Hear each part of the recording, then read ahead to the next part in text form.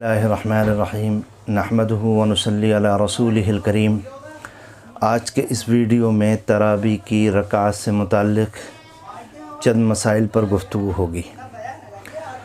पहला सवाल यह है कि तरावी की नमाज़ दो दो रकात करके पढ़ना चाहिए या चार चार रकात करके पढ़ना चाहिए।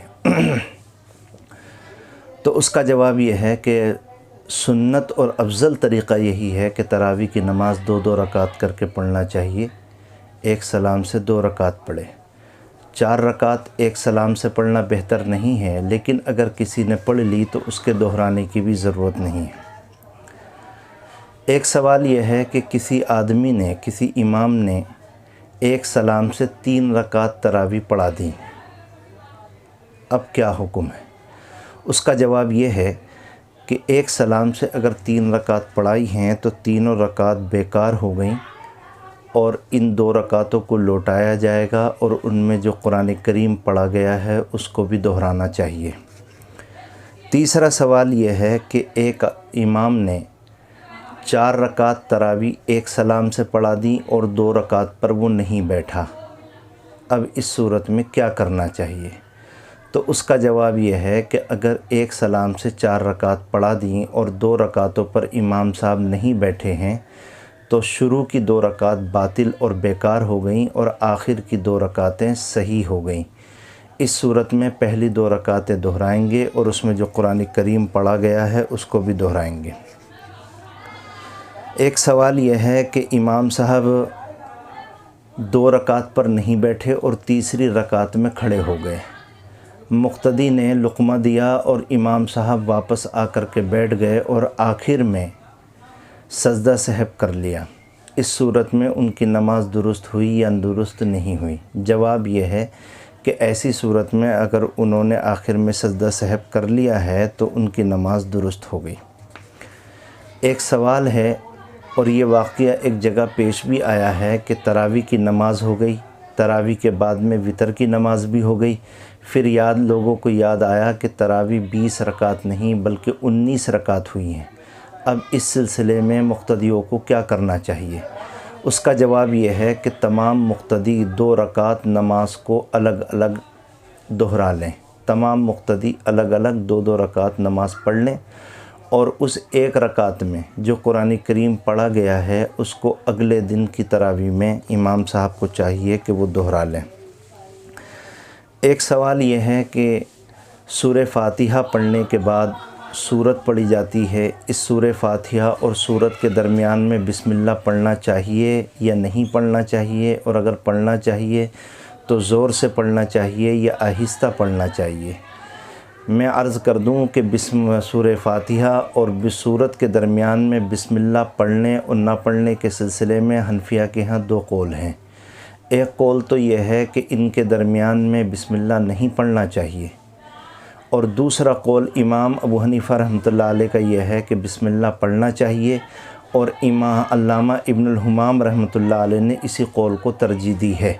लिहाजा सूरह फ़ातिहा पढ़ने के बाद सूरत शुरू करने से पहले बिस्मिल्लाह पढ़ना चाहिए। अब सवाल ये रहा कि कैसे पढ़ें, ज़ोर से या आहिस्ता? तो अफज़ल तरीक़ा यह है कि आहिस्ता पढ़ना चाहिए। एक सवाल यह है, किसी मस्जिद में या किसी जगह कुरान करीम सुनाने के लिए कोई हाफिज़ साहब नहीं है, लेकिन ऐसा एक शख्स मौजूद है जो अलम तरा से भी तरावी पढ़ा सकता है और सूरह रहमान से भी तरावी पढ़ा सकता है। तो सवाल यह है कि उन इमाम साहब को सूरह रहमान से तरावी पढ़ाना चाहिए या सूरह अलम तरा से तरावी पढ़ाना चाहिए?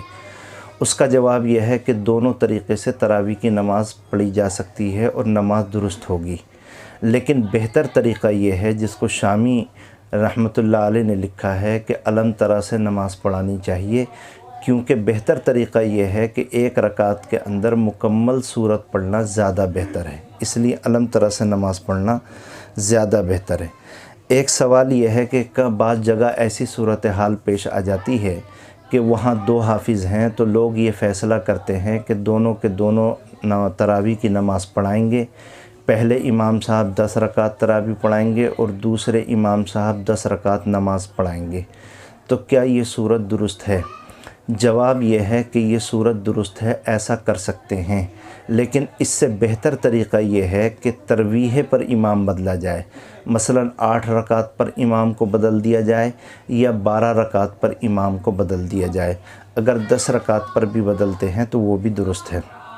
ایک صورت یہ ہے کہ بعض شہروں کے اندر ایسا بھی ہوتا ہے کہ مسجد کے ایک ہی مصلی پر 2 مرتبہ تراویح ہوتی ہیں، ایک ہی مصلی پر 2 مرتبہ تراویح ہوتی ہیں۔